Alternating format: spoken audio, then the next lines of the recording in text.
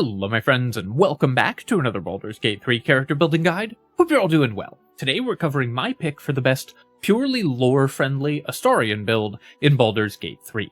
This is an update video to my previous video of the same name, because in patch 8, Astarion's canonical class, the Arcane Trickster, received enormous updates, making it both significantly more powerful, and also, I think, quite a bit more fun to play. So I wanted to update that video to modernize the build and incorporate all of these new tricks, and give Astarion all of the power that he so richly deserves. Before I begin, I do want to take a quick moment to say thank you so much to Phenom Medivh for the $10 donation, Alchemistically for the $15, Joe Rundle for the $25, and Pafkov for the $50. Thank you so much, my friends. I really appreciate your support. It really means so much to me, and I just really appreciate your generosity. Alright, let's get to the build. Now, of course, this is a lore-friendly Astarion build, and we're using him as the example character, which is great because he's the best rogue in the game. His unique mechanics make him incredibly strong for this build. His early game bonus to hit and his late game bonus to damage, if you choose that story path, are both incredible for a character that's going to be making a lot of weapon attacks, as indeed we are, so he makes a phenomenal character to pick for this build. That being said, you don't have to use this build on Astarion. It can work for any character that you want to make into an Arcane Trickster, and there's a couple other companions as well as, of course, custom characters that can benefit from this build as well. A weird sleeper pick for this build is actually Gale, because he gets a 3rd level spell slot from a story event, and having a 3rd level spell slot for this character can be extremely useful for a number of circumstances. So Gale can actually make an excellent Arcane Trickster as well. If you're building this as a custom character, then I recommend Duergar as the best pick, because the ability to be invisible all the time out of combat is invaluable for any character that wants to start fights from stealth most of the time, which this character does, so Duergar is going to be the strongest pick mechanically. Other great options include Halfling, because rerolling ones is amazing, and Gnome, because rerolling mental saving throws is very good for a character that usually is going to be very hard to kill with physical damage, thanks to great mobility and armor class.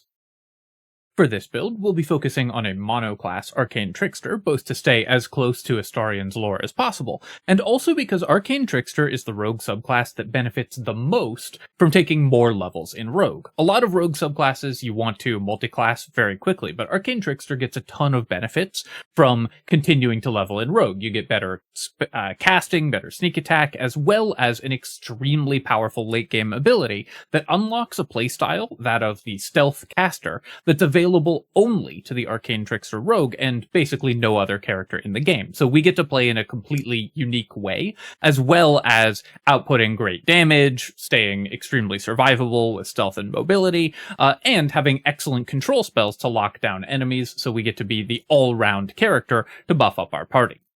For our ability score selection, there's a bunch of choices that we need to make at first level when we're choosing our ability scores. The big one is, how much do you want Astarion to be able to be effective in dialogue? Do you want him to have good charisma skills? If you're playing as Origin Astarion, I think you probably do want him to have good charisma skills for lore reasons, and that's something that we can definitely do. But if he's a companion in your party, maybe you're not intending to have him do dialogue, and you can put those points elsewhere. For the first version, where you're not emphasizing dialogue skills, we're going to go with a very standard attribute split of 16 in Dexterity, 14 in Constitution, 16 in Intelligence to maximize your casting, and 12 in Wisdom.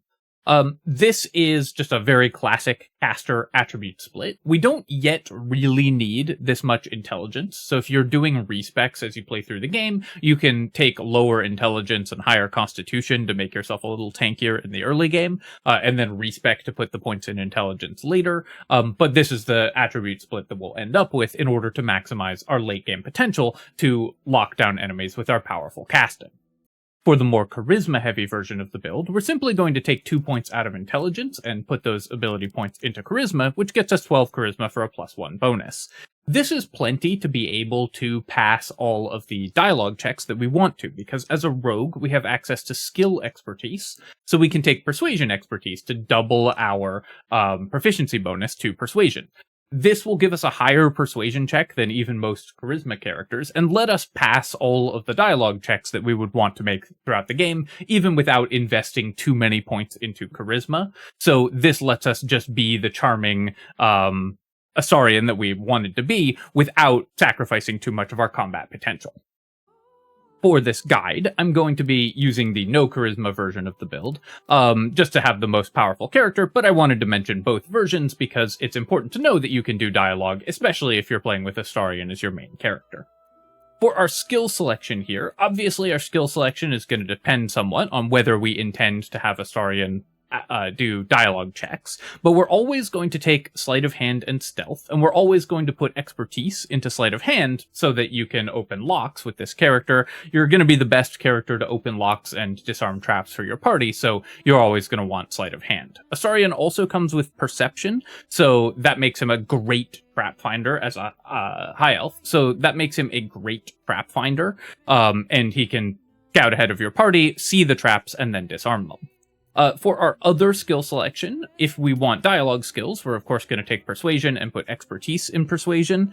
And if we don't want dialogue skills, then you can more or less put these extra points anywhere. Expertise should go in stealth if you're not taking dialogue skills. And then the extra 2 skill selections, it mostly doesn't matter what you pick up. So you can take pretty much anything that you're interested in. I'll just put them in persuasion and performance for flavor. And that's all the decisions that we have to make at level 1, so let's move on to level 2.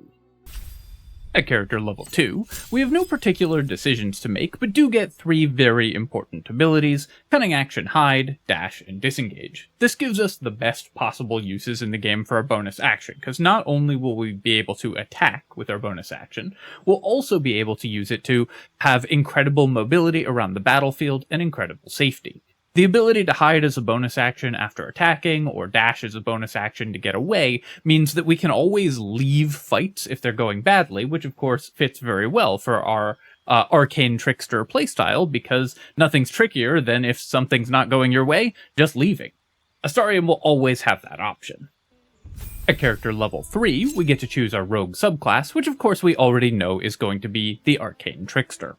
When we level into Arcane Trickster, we get a few things. The first of these is Mage Hand Legerdemain, which gives us a couple abilities. Whenever we use Mage Hand, it's permanent, rather than the normal short duration, and it's permanently invisible.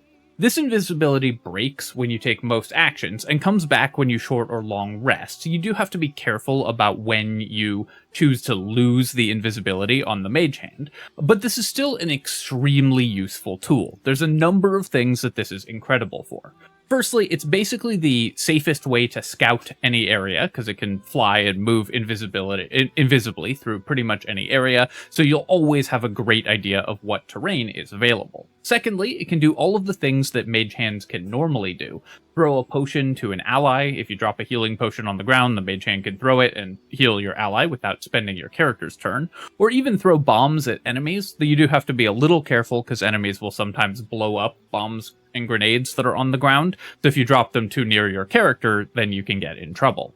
The other thing is that even when invisible and not technically part of the combat, the Arcane Trickster Mage Hand still nevertheless counts as an adjacent ally for Rogue Sneak Attack. So if you don't bring the Mage Hand into combat and just move it invisibly, for some reason I'm having trouble saying invisibly, but if you move it invisibly next to enemies, then you'll be able to sneak attack them. So the Arcane Trickster doesn't need your other allies to position particularly, and doesn't need to be hidden to sneak attack. You can always trigger it using your invisible Mage Hand. So this is a very powerful tool for a tricky roguish playstyle.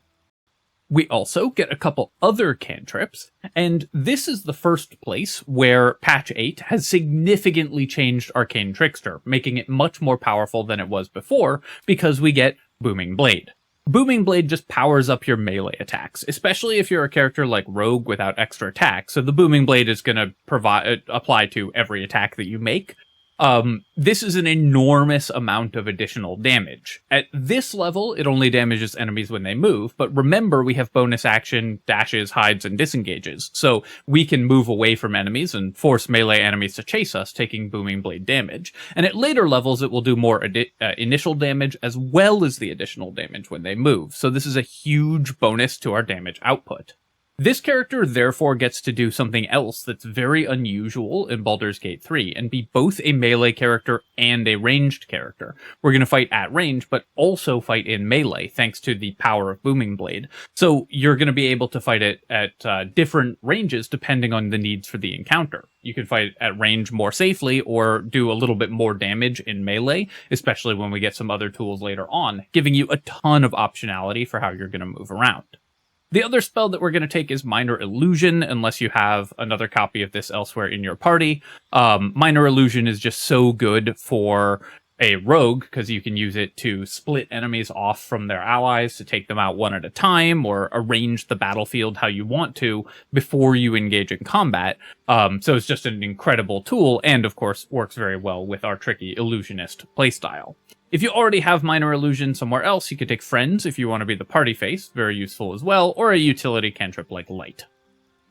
We also get to pick 2 spells, which have to be illusion or enchantment spells, so our choice is somewhat limited. One of these is always going to be Tasha's Hideous Laughter, because it's the best of these spells available, letting you lock down enemies, and will remain relevant throughout the entire game. The other one I'm going to recommend is taking Sleep, because Sleep is still pretty good at 3rd level as a no-save disable against enemies who are at low hit points or against very weak enemies.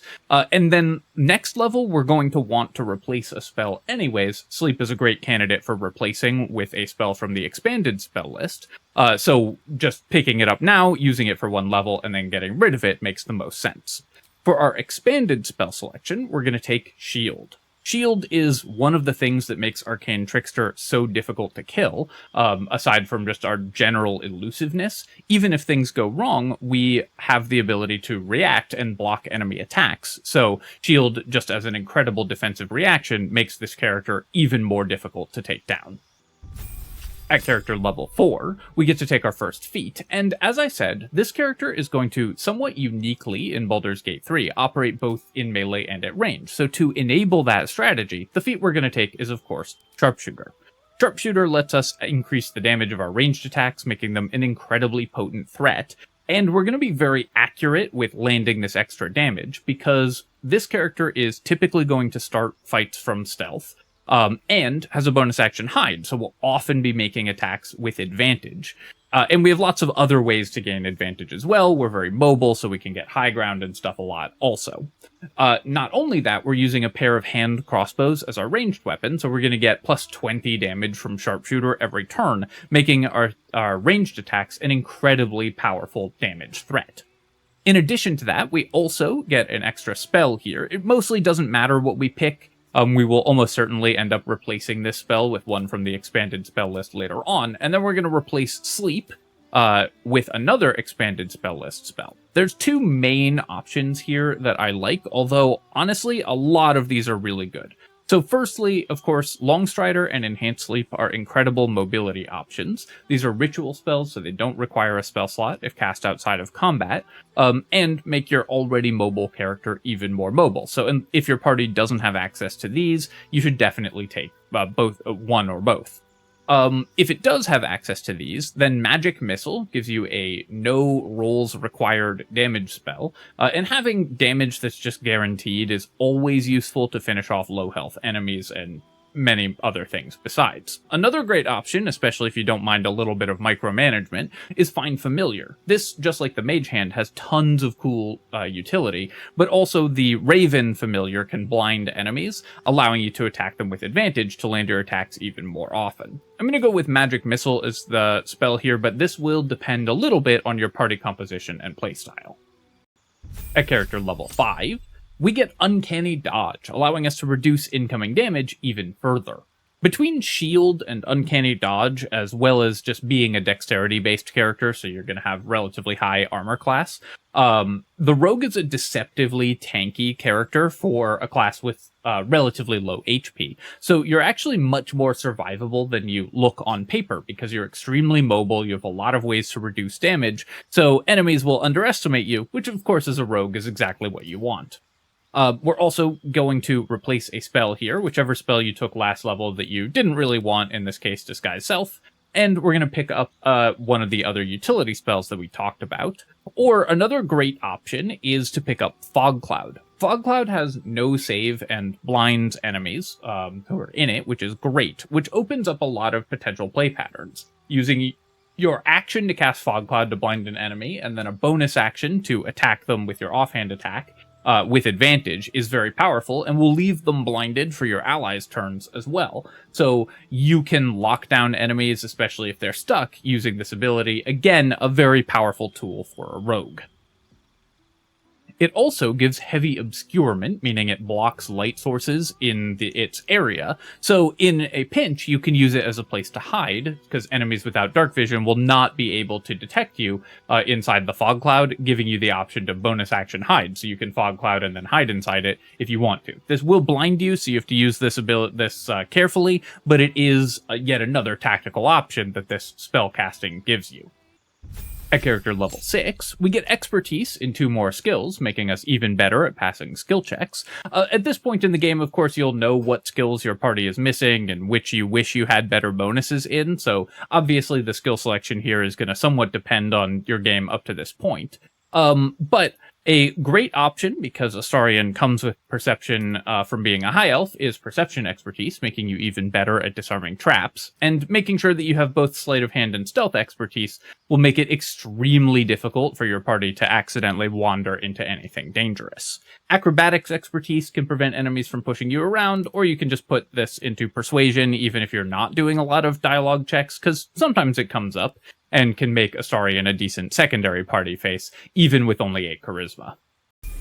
Then, at level 7, as an Arcane Trickster, we get 2nd level spell slots, which is incredibly important. Obviously, these are much better than 1st level spells in a number of ways, but also they give you a tremendous power spike, newly available thanks to Class 8, to patch 8, because we can replace one of our spells. Again, whichever one that we're using least often here, possibly Fog Cloud. Maybe you have better sources of guaranteed damage than Magic Missile at this point. And that allows us to take Shadow Blade.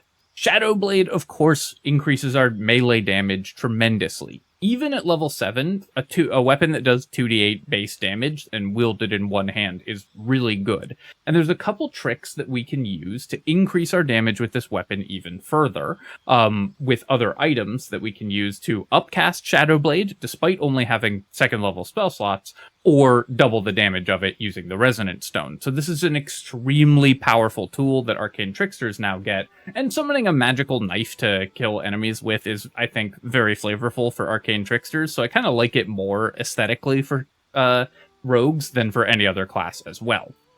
In addition to being able to replace one of our earlier spells with a level 2 spell, we also get to pick a level 2 spell, and the one that we're going to pick here is Hold Person. As an Arcane Trickster, our casting at this point isn't amazing, but in a couple levels we're going to get an ability that lets us land Hold Person incredibly reliably.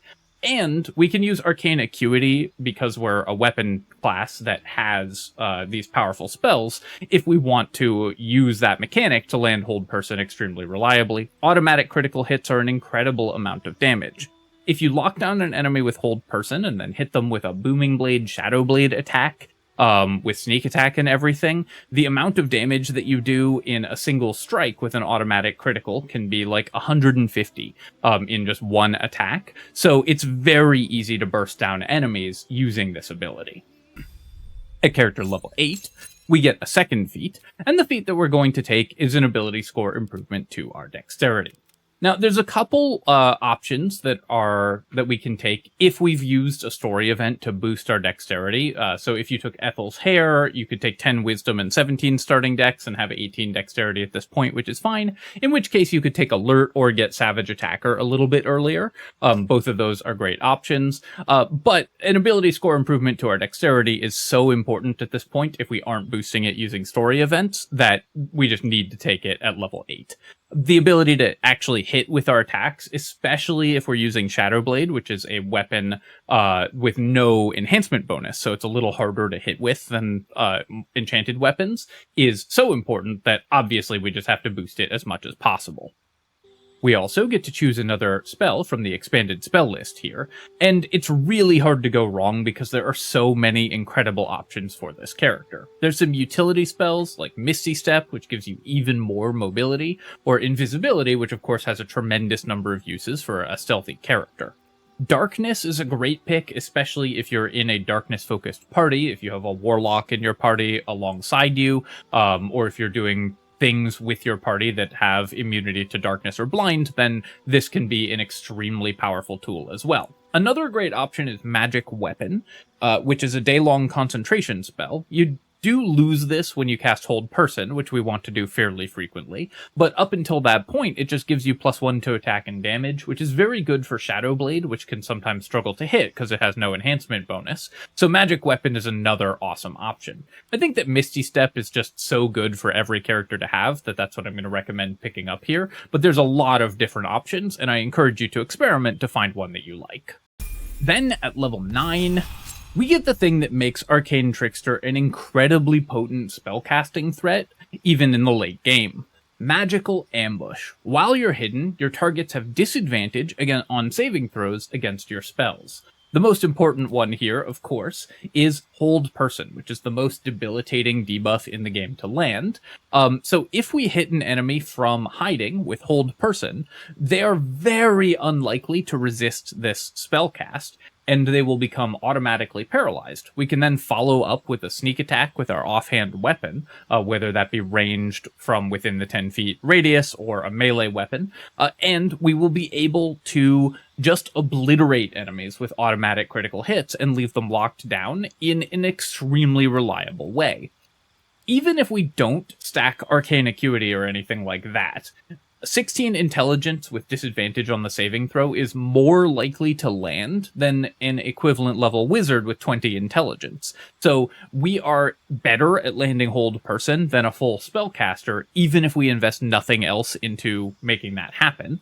And of course, we're going to have the option to make that even more powerful. So this character can hop out of the shadows, leave enemies paralyzed, and then destroy them in a single strike before they can ever react, which of course is perfect for Astarion. At level 10, as a rogue, we get a number of other bonuses. So, of course, we get an additional feat, because as a rogue, we get a bonus feat at level 10. Now, there's a couple different options that we can take here. Obviously, increasing our dexterity to 20 is always good, and alert is always excellent.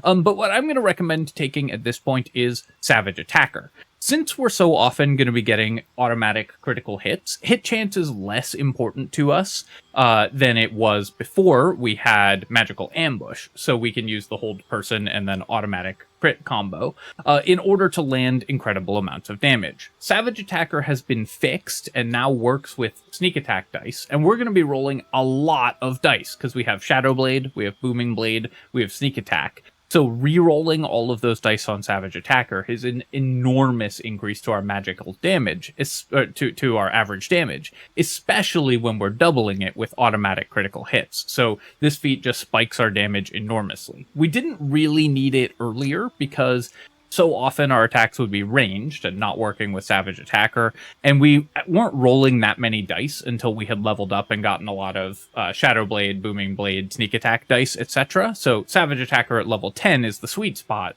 where it gives you the most amount of damage without costing you anything more important earlier in the game. We also get to take an additional cantrip, which of course is going to be True Strike to annoy people in the YouTube comments.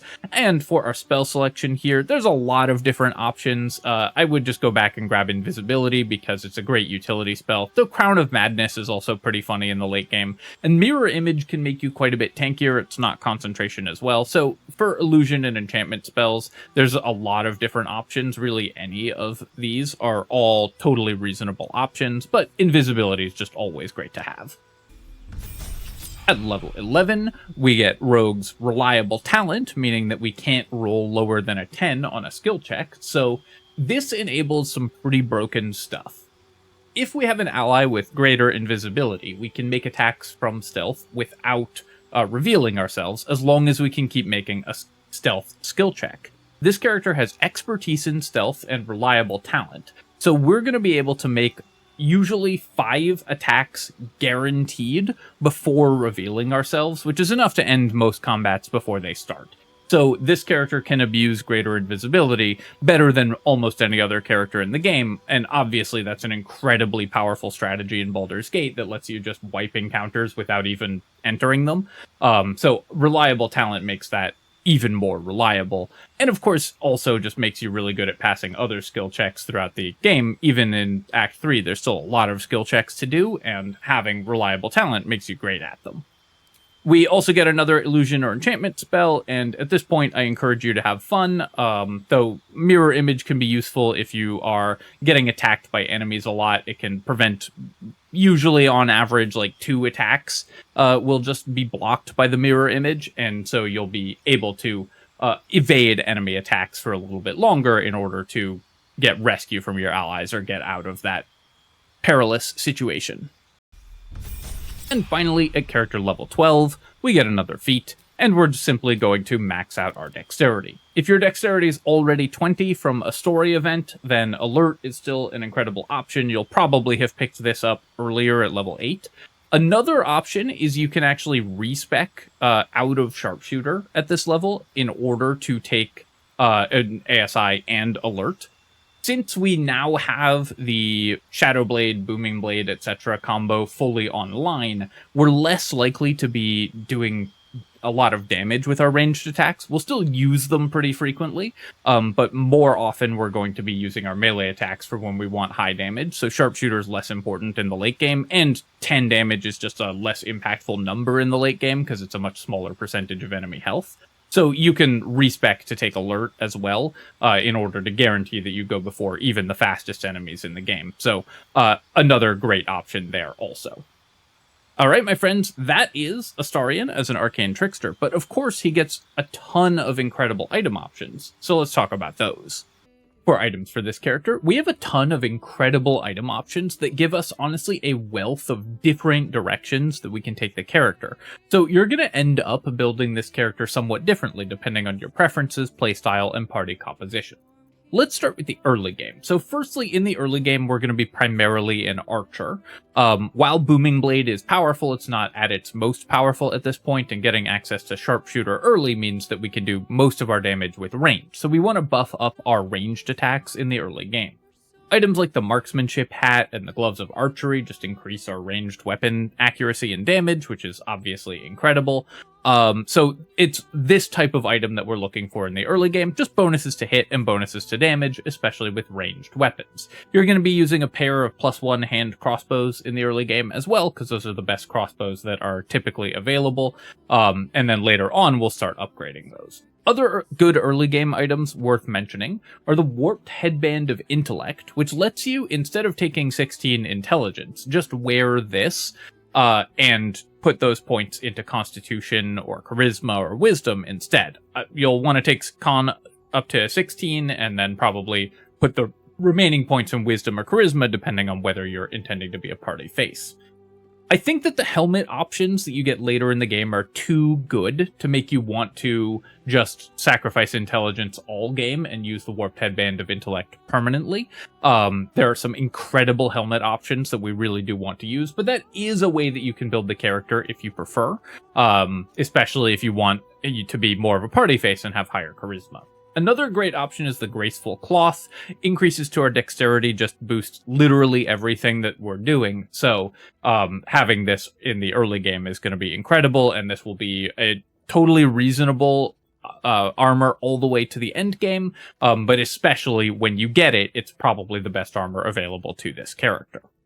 Later on, our options are going to become incredibly strong. So let's start with our the broken effects that make the build just ludicrously powerful in the endgame. So, firstly, we have two ways to inflict vulnerability on enemies. The Resonant Stone, if we're using the Shadow Blade, inflicts vulnerability to psychic damage on all nearby creatures, meaning that our Shadow Blade is going to double the damage that it does. When you sneak attack with a rogue, the sneak attack damage takes on the damage type of the weapon that you're using. So the sneak attack damage is also going to be psychic and also going to be doubled with the Resonant Stone. That makes it an incredibly powerful tool for boosting your damage. The other tool for doubling our damage is, of course, the Ballast Armor, which makes nearby enemies vulnerable to piercing damage. A lot of the weapons that we would be attacking with are, of course, piercing damage, and our hand crossbows are going to be piercing damage, so we can use both or either of these in order to double almost all of the damage that we're doing. You can wear both the Ballast Armor and carry the Resonant Stone in order to double the damage from your ranged weapons with the Ballast Armor and your Shadow Blade with the Resonant Stone, or you can lean more into one or the other. If you're sacrificing Sharpshooter, you may not need the Ballast Armor and can wear a different suit of armor, or if you are not casting Shadow Blade, then you can just lean into the Ballast Armor and use piercing weapons instead in order to double the damage of all your melee and ranged attacks at once. So again, you can mix and match these, but both is even more powerful, and either will be plenty to increase your damage output to the point where enemies simply can't survive it. To complement this, of course, we need a good set of weapons. So we'll start with the ranged weapons. If you're always going to want the Hellfire hand crossbow. It's the best hand crossbow available in the game. And interestingly, because we'll so often be making our attack with our hand crossbow with the offhand attack, because we'll often spend our action on casting a spell and then bonus action offhand attack. You want your best hand crossbow equipped in the offhand, so typically you're going to equip the other one in the main hand and the Hellfire in the offhand. The second hand crossbow you use is going to depend on whether you're using the Ballast Armor or not. If you are, to double piercing damage, just use a +2 hand crossbow. If you aren't, then the Nair Misser is typically a little better because the force damage is very good, but obviously doesn't work with the Ballast Armor. So you're either going to use the hand crossbow +2 and the Hellfire, or you're going to use the Nair Misser and the Hellfire, depending on whether you're using the Ballast Armor or not. For our melee options, the story is a little bit more complex. Items like the Knife of the Undermountain King that increase your critical hit chance are incredible tools for this character. Not only do they let you attack and critically sneak attack and everything with your melee weapons, they also passively boost the crit chance of your ranged weapons. So if you're playing as more of an archer, then the Knife of the Undermountain King and other passive critical hit increases are incredibly strong. Another incredible weapon for this character is Rhapsody. We want increases to our attack rolls because we're often attacking, and it's very bad if you miss your attacks with the rogue because you don't get as many chances as other characters. And we want to increase our spell save DCs, so Rhapsody is just incredible for this character as well. You'll use this as your offhand weapon just because you mostly care about the passive, but it's still a very, very powerful tool. In the late game, the Crimson Mischief is probably the best weapon to attack with if you're looking to maximize your piercing damage. And the Bloodthirst Dagger, ignore the title here, that's just a weird bug because of spawning this item in using console commands. This is the Bloodthirst Dagger, is going to be a great set for that, and also increases your critical hit chance. However, we do now, in patch 8, have the Shadow Blade. Shadow Blade as your main hand weapon is an incredible tool. It does a ton of damage, 2d8 base damage, and you can increase that even further with the Resonant Stone by doubling it, and you can increase it further by upcasting it. Now, you might think that you can't upcast Shadow Blade as an Arcane Trickster because it's a level 2 spell and we only have level 2 spell slots, but there's a way for us to get level 3 spell slots. That is using Superior or Supreme for level 4 arcane elixirs of arcane cultivation. So we can use one of these and then spend our level 3 spell slot to summon a Shadow Blade that does 3d8 psychic damage. This is basically adding plus d8 of damage to every one of our attacks for the entire day, which is better than basically any other use for an elixir. And because this is an arcane cultivation elixir, we can then drink a different one if we want to. So this is incredibly strong. If you're playing as Origin Gale, you also have an opportunity to get a level 3 spell slot, so you can do that with him as well, like I mentioned at the start of the video. This is extremely strong, and combos incredibly well with another weapon, Belm. Belm gives you perfectly balanced strike, which lets you just attack with your main hand weapon as a bonus action. So you can double attack with Shadow Blade, sort of giving you extra attack when you have Belm equipped. You're not proficient with scimitars, but you don't need to be. Perfectly balanced strike is basically a passive, so we don't need to ever attack with Belm or use any of the things that require proficiency. We're just attacking with our Shadow Blade over and over again. Of course, if we want to land our spells even more reliably, we have a number of other tools to do that in the form of Arcane Acuity. We're attacking with weapons, so we can stack Arcane Acuity stacks to give ourselves increased difficulty class. That means that enemies will continue to fail saving throws against our hold persons and everything like that, because we're stacking Arcane Acuity so easily. Every time we attack, we're going to get that. So the Helmet of Arcane Acuity is one way to do this and lets you stack with your ranged weapons as well. The Gloves of Battle Mage's Power are also a great option. Either way is going to make your spells basically irresistible, so enemies are always going to fail. If you aren't using Arcane Acuity, or depending on which one of these two items you have equipped, other good options for gloves and helmet include the Helldust gloves. These just increase all of your damage enormously and also give you extra spell save DC. And a helmet that I really like on this character is the Helmet of Grit. You are incredibly bonus action hungry. You're going to be attacking with your bonus action, hiding, dashing, disengaging, possibly casting spells. More on that in a second. So an extra bonus action is invaluable and absolutely worth playing at half hit points. This character is good enough at getting away from enemies and defensive enough that you can easily just reduce your hit points to half and stay pretty safe with the Helmet of Grit. And then you can use those bonus actions to do more attacks, which means way more damage, and have tons more mobility and utility. In order to make that even stronger, the Band of the Mystic Scoundrel, of course, can let you bonus action cast an illusion or enchantment spell, which includes most of our important spells, so that's yet another extremely powerful option.